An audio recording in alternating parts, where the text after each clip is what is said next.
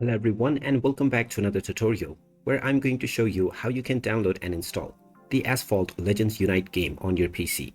So let's get started right away. First of all, open up the Microsoft Store from your taskbar or by searching for it using Windows Spotlight. Once you open it up, make sure that you are logged in using your Microsoft account. Once you are logged in, you will end up within the homepage. Now you may see the Asphalt Legends Unite game right within the homepage as a recommendation, or you can just tap on the search box and type in the name to begin your search.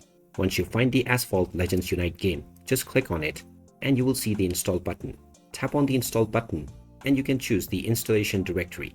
Tap on the install button after choosing your install location, and now this will begin the download and installation of the game.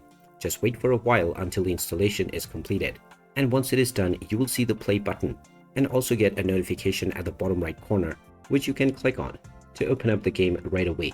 And there you have it. That is how easy it is to download and install the Asphalt Legends Unite game on your PC.